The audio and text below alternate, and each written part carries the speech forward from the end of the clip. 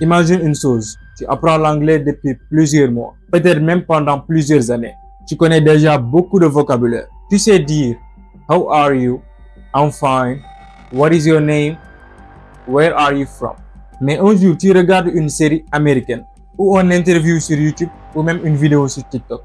Et soudain, tu ne comprends presque rien. Maintenant, tu te demandes, mais pourtant je connais tous ces mots. Donc, quelle est la raison pour laquelle je ne comprends pas?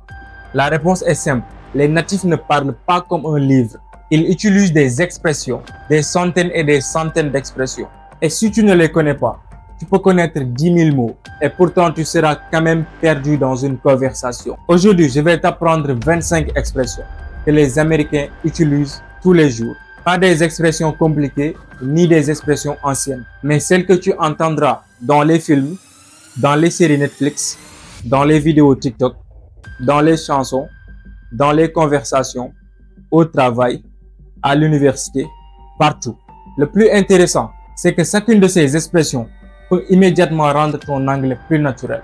Imagine la réaction d'un Américain lorsque tu lui réponds avec une vraie expression anglaise. Au lieu d'une traduction mot à mot, il pensera directement « Wow, this guy speaks real English ». Et c'est exactement ce que nous allons apprendre aujourd'hui. Si nous ne nous connaissions pas encore, bienvenue sur English with Massamba. Et ma mission est très simple, t'aider à parler anglais avec confiance. Peu importe ton niveau, que tu sois débutant, intermédiaire ou même avancé, tu trouveras ici des vidéos simples, pratiques et surtout utiles dans la vie quotidienne. Sur cette chaîne, tu vas apprendre le véritable anglais, parlé par les natifs. Pas seulement la grammaire, mais aussi les expressions, la prononciation ou même les erreurs que font les francophones. Et toutes les astuces qui te permettront de progresser plus rapidement. Si c'est exactement ce que tu cherches, abonne-toi dès maintenant, active la cloche et surtout, écris dans les commentaires « I'm ready ».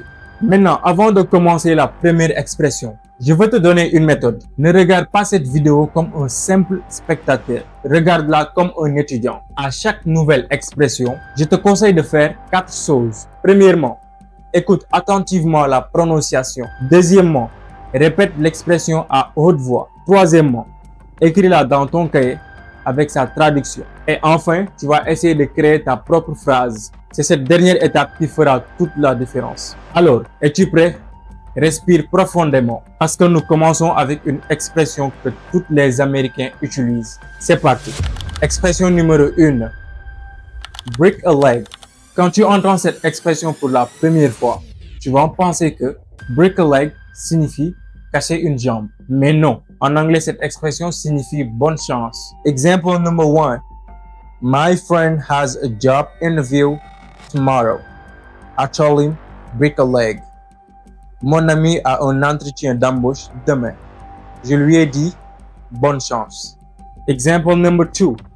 You have an English exam tomorrow. Your teacher says break a leg. Tu as un examen d'anglais demain.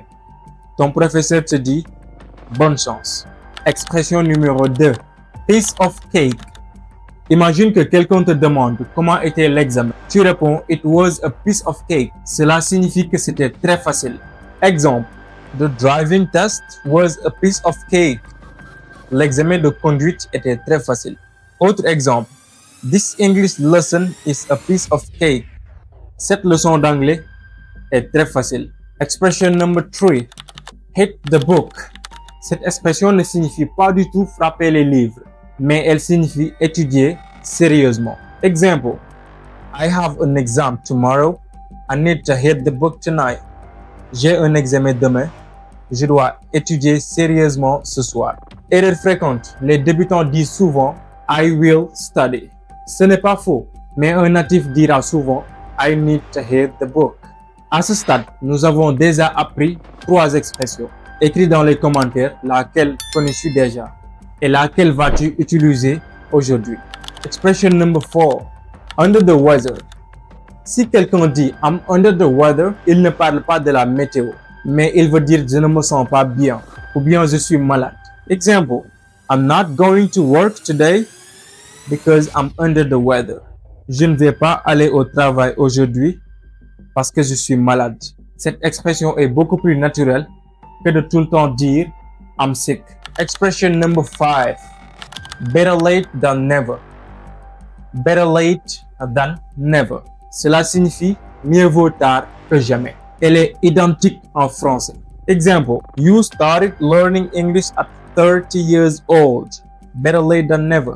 Donnez-moi la traduction de cette phrase dans les commentaires. Expression number 6. Once in a blue moon. Once in a blue moon. Quand tu entends cette expression pour la première fois, tu peux penser que cela signifie une fois dans la lune bleue, alors qu'en réalité cela signifie très rarement.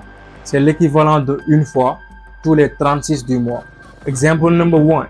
I eat fast food once in a blue moon. Je mange de la restauration rapide très rarement. Example number 2. He visits his grandparents once in a blue moon. Il rend visite à ses grands-parents très rarement. Expression number 7. Spill the bean. Attention, ne traduisez pas cette expression mot à mot. Elle ne signifie pas renverser les haricots, mais elle signifie révéler un secret. Exemple, don't spill the bean. Ne révèle pas le secret. Second example, she accidentally spilled the beans about the surprise party. Elle a accidentellement révélé le secret de la fête surprise. Dis-moi en commentaire, connais-tu déjà cette expression ou est-ce la première fois que tu l'entends? Expression number 8. Call it a day. Cette expression signifie arrête de travailler pour aujourd'hui. Example, we've worked for 8 hours. Let's call it a day. Nous avons travaillé pendant 8 heures. Arrêtons-nous pour aujourd'hui. Cette expression, tu peux l'entendre souvent dans les entreprises américaines. Expression number 9. Hanging there. Hang in there. Cette expression est très motivante. Elle signifie tiens bon ou bien ne baisse pas les bras. Example, I know learning English is difficult, but hanging there. Je sais que apprendre l'anglais est difficile, mais tiens bon, ça ira Inch'Allah. Cette expression est parfaite pour encourager quelqu'un. Expression number 10. On cloud 9. Voici une expression que les natifs adorent. Elle signifie être extrêmement heureux. Example, I passed my English exam. I'm on the cloud 9. J'ai réussi mon examen d'anglais. Je suis aux anges. Ou bien, je suis extrêmement heureux. Bienvenue dans la deuxième partie de la vidéo. Si tu es encore là, félicitations.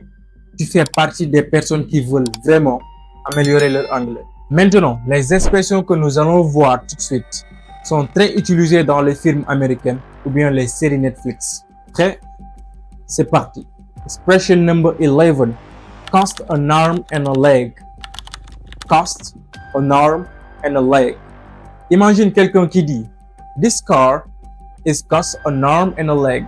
Est-ce que cela signifie qu'il a payé avec son bras ou bien avec sa jambe? Bien sûr que non. Cette expression signifie coûter extrêmement cher. Example number 1.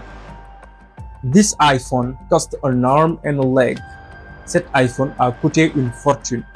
Example number 2. That hotel cost an arm and a leg.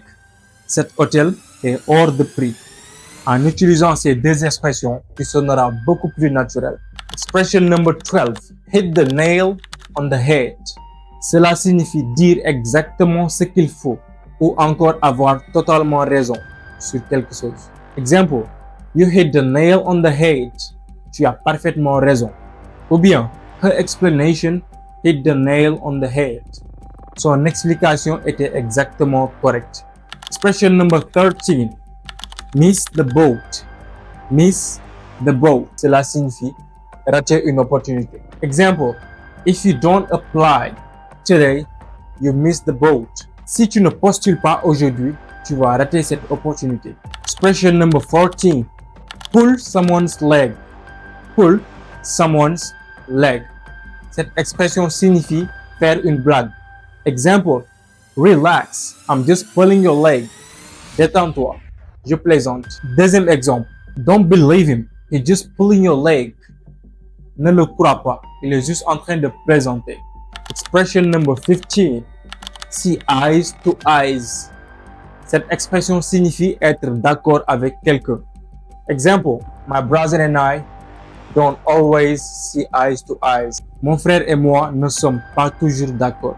Deuxième exemple. We finally saw eyes to eyes. Nous avons finalement trouvé un terrain d'entente. Expression number 16. Speak of the devil. Imagine cette scène. Tu es avec un ami et tu dis I haven't seen John today. Je n'ai pas vu John aujourd'hui. Et à cet instant précis, John arrive. En anglais, tu peux dire Speak of the devil. Cela signifie tiens justement, on parlait de toi.